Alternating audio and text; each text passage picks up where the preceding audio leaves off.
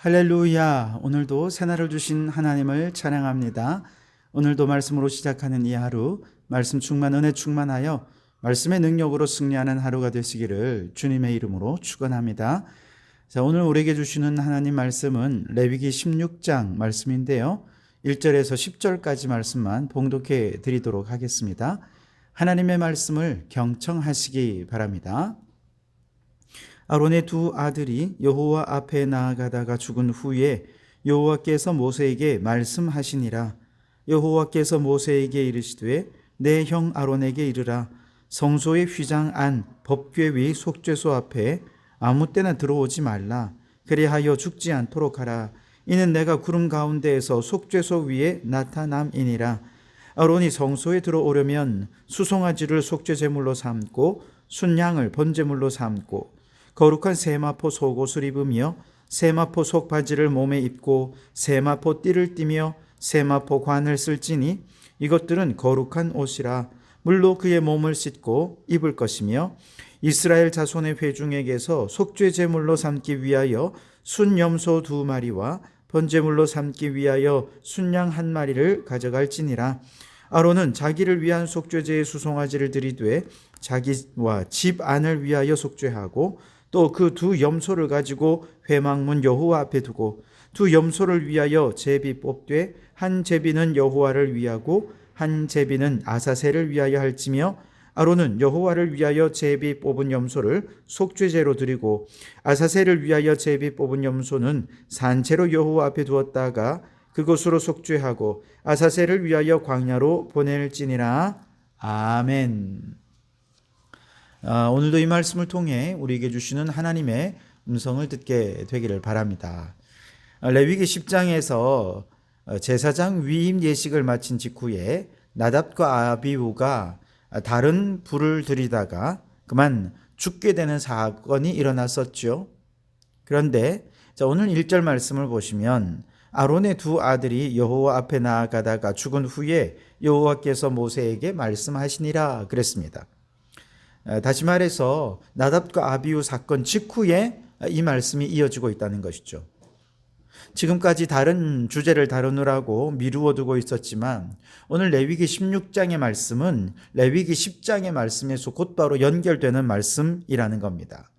나답과 아비후 사건 직후에 하나님께서 이 백성들에게 명령하신 내용이 무엇인가? 2절을 보시면 여호와께서 모세에게 이르시되 내 형 아론에게 이르라. 성소의 휘장 안 법궤 위 속죄소 앞에 아무 때나 들어오지 말라. 그리하여 죽지 않도록 하라. 이는 내가 구름 가운데서 속죄소 위에 나타남이니라 그랬습니다. 무슨 내용입니까? 법궤가 있는 지성소에는 아무나 들어오지도 말고 아무 때나 들어가지도 말아라 하는 것입니다. 자, 그렇다면 누가 언제 어떤 경우에 지성소에 들어갈 수 있느냐? 3절에 보시면 아론이 성소에 들어오려면 수송아지를 속죄제물로 삼고 순양을 번제물로 삼고 그렇게 말씀하시죠. 이 말씀 이후의 내용들을 쭉 읽어보면 이스라엘을 위한 속죄 제사를 드릴 때 오직 대제사장인 아론만이 지성소에 들어갈 수 있다라고 얘기하는데요. 바로 이 속죄 제사는 언제 드리느냐? 29절 말씀에 보면 바로 이 속죄 제사는 대속죄일 1년에 딱 한 번 이 날짜에 지키도록 명령하고 있는데요. 너희는 영원히 이 규례를 지킬지니라. 7째 달 곧 그 달 10일에 너희는 스스로 괴롭게 하고 아무 일도 하지 말되 본토인이든지 너희 중에 거류하는 거류민이든지 그리하라 그랬습니다. 유대적으로 7월 10일에 1년에 딱 한 차례 대속죄일이 있고 바로 이날에 대제사장이 지성소에 딱 한 차례 들어갈 수 있게 했다는 것입니다. 유대인들의 전승에 따르면 바로 이 7월 10일은 또 어떤 날이냐 하면 하나님께서 모세에게 두 번째 돌판을 주신 날과 그 날이 일치한다는 겁니다. 다시 말해 금송아지 사건으로 진노하신 하나님께서 이스라엘 백성들과의 언약을 파기하셨죠. 그러나 모세가 하나님께 목숨을 건 기도를 드렸고 하나님께서 마음을 돌이키셔서 두 번째 돌판을 주셨습니다. 바로 그날이 7월 10일이라는 것이죠. 그리고 바로 이날에 온 백성의 죄를 대속하기 위한 대속의 제사를 드리도록 명령한 것이죠. 다시 말해서 금송아지 사건은 하나님이 거룩하게 하신 지성소와 성소를 포함한 하나님의 거룩한 모든 제단까지도 다 더럽힌 사건이라는 것입니다. 그래서 죄로 인해 더럽혀진 성소와 지성소와 온 회막과 모든 백성들 1년에 딱 한 차례 영적 대청소를 해 주어야 한다는 것이죠. 그런 의미에서 두 돌판을 받은 날과 대속죄일은 같은 날로 정하신 것입니다. 자, 그렇다면 대속죄일에 어떤 죄를 속죄하시려는 것일까요? 죄로 인해 더럽혀진 사람에 대해서도 속죄를 하고, 이 대속죄일에는 죄로 더럽혀진 성소와 회막 같은 성물에 대해서도 속죄를 하는 날이었습니다. 사람에 대한 대속은 대제사장과 그의 집안의 가족들을 위한 대속이 필요하고요.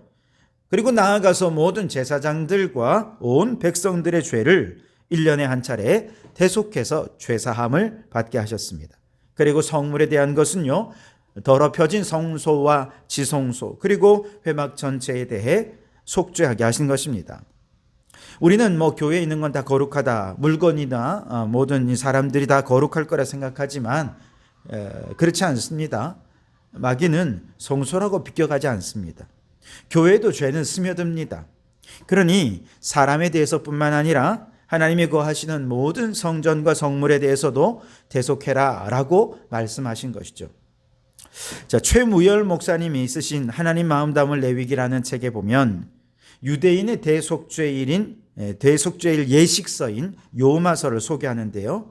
바로 그 책 내용에 보면 대속죄일에 속죄해야 할 죄악의 목록들을 구체적으로 언급을 하고 있습니다. 먼저는 다른 사람을 죄에 짓게 만든 죄들 4가지가 있는데요. 첫째, 여러 사람들로 하여금 죄를 짓게 하는 죄. 둘째, 개인으로 하여금 죄를 짓게 하는 죄. 셋째, 영향을 줄 수 있는 사람을 죄 짓게 하는 죄. 그리고 4번째는 죄 짓고 회개하고 대속죄일에 용서받을 것이라고 생각하고 지은 죄를 다 회개하라, 그렇게 규정하고 있습니다.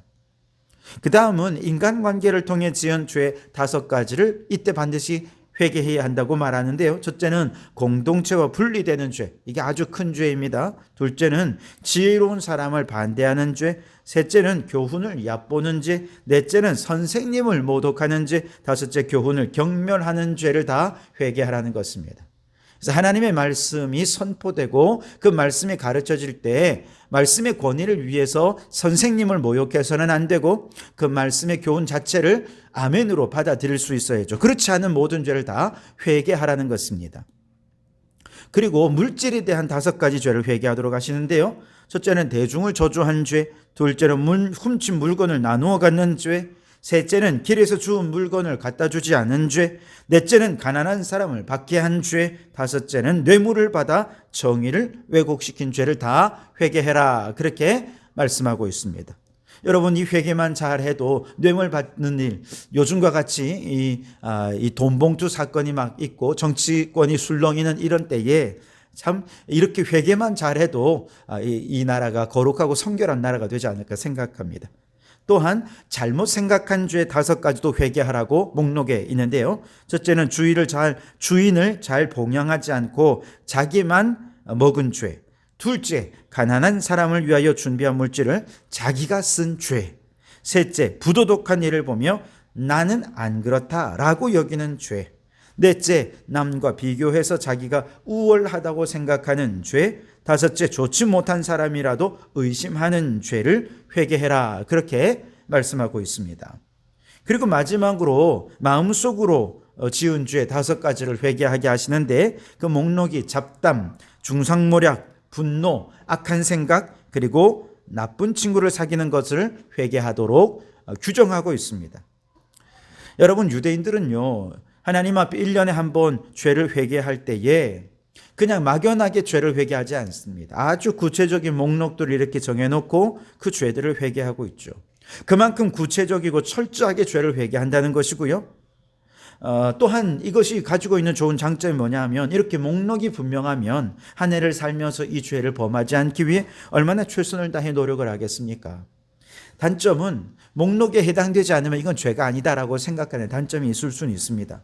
그러나 단점은 좀 제외하더라도 장점을 좀 우리에게 적용해 본다면 우리도 1년에 한 번 송구영신 예배를 드리면서 모든 죄를 회개하고 새해를 맞지 않습니까?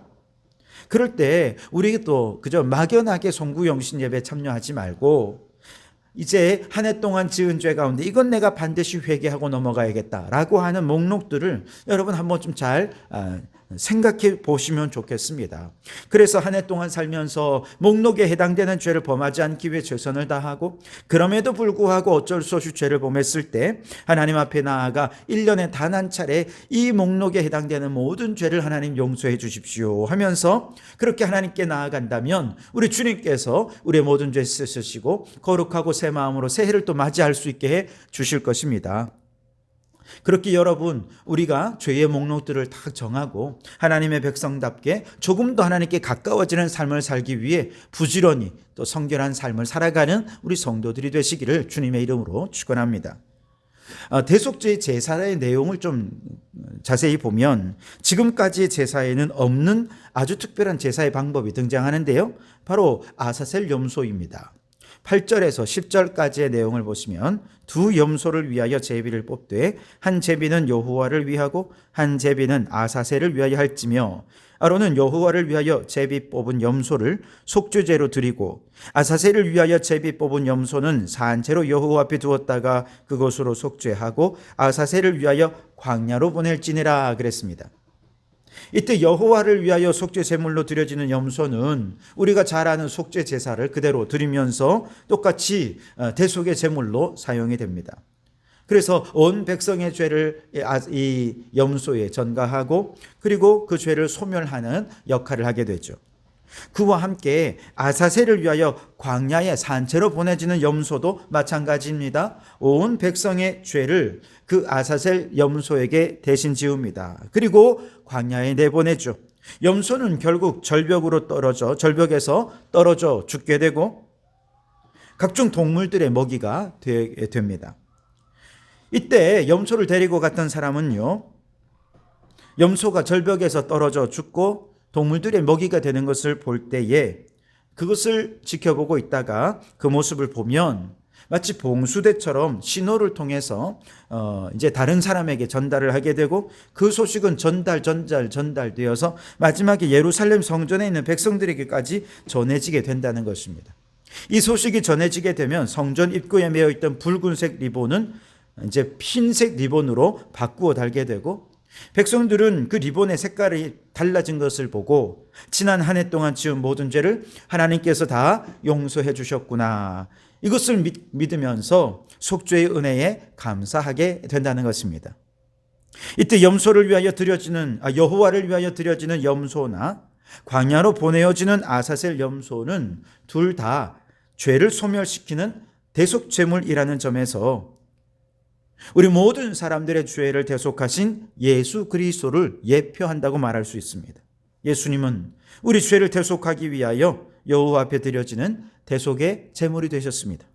또한 예수님은 아사셀 염소로 광야의 절벽에 떨어져 수많은 짐승들에게 살이 뜯기듯이 우리를 위하여 십자가에서 죽으시고 살이 찢기시고 물과 피를 다 쏟으시고 머리에는 가시관 허리에는 창이 찔리시며 우리가 당해야 할 모든 고난을 대신 당하시면서 우리의 모든 죄를 깨끗하게 씻어 주신 것입니다. 구약의 대속죄일에 대제사장은 1년에 한 번 지성소에 들어가 대속죄 제사를 드렸지만 예수 그리스도께서는 단번에 십자가의 제사로 우리의 모든 죄를 대속하셨기에 매번 짐승의 피를 가지고 지성소에 들어갈 필요가 없어졌죠. 그리고 지성소와 성소를 가르는 휘장이 예수님께서 십자가에서 죽으실 때 찢어지게 되면서 이제는 누구든지 예수의 피를 의지하면 거룩한 예배자로서 영광스러운 하나님을 만나 배울 수 있게 되는 것이죠. 그러니 여러분, 우리의 아사셀 염소이신 예수님의 보혈을 의지해서 수시로 주님께 나아가 자신의 죄를 회개하고 죄사함의 은총을 누리실 수 있기를 바랍니다. 그리고 1년 동안 죄로부터 멀어지기 위해 영적 싸움을 싸웠지만 넘어질 때가 얼마나 많습니까? 그러니 적어도 1년에 한 번 송구영신 예배 때는 예수의 피로 말미암아 한 해 동안 죄로 더럽혀진 모든 삶의 것들, 우리의 모든 삶과 또 우리의 주변의 것들을 다 깨끗이 씻음받고 정결하게 되어서 새 마음, 새 뜻으로 새해를 맞이할 수 있다면, 이와 같은 거룩한 삶의 패턴을 통해서 우리가 좀 더 하나님께 더 가까워지게 되고 거룩한 하나님의 백성으로 살아가게 되어질 줄 믿습니다. 그렇게 우리 모든 성도들이 거룩한 하나님의 백성으로 살아가시기를 주님의 이름으로 축원합니다. 기도하겠습니다. 하나님, 우리의 죄는 교회를 더럽히고 삶의 주변의 사람과 물건을 모두 죄로 물들게 할 만큼 얼마나 영향력이 큰지요. 바라기는 예수님의 보혈의 피를 의지하여 날마다 주님께 회개하는 삶을 살아서 우리의 모든 삶이 늘 거룩하고 성결한 하나님의 백성이 되게 해 주옵소서. 특별히 1년에 한 번 송구영신 예배 때에는 한 해 동안의 묵은 죄를 예수의 피로 씻고 정결하게 새해를 맞이하는 거룩한 습관을 갖게 도와주시고, 그렇게 거룩한 하나님의 백성으로 하나님께 더 가까이 나아가며 주님과 동행하며 살아가는 저희들이 되게 해 주시옵소서. 예수님 이름으로 기도하옵나이다. 아멘.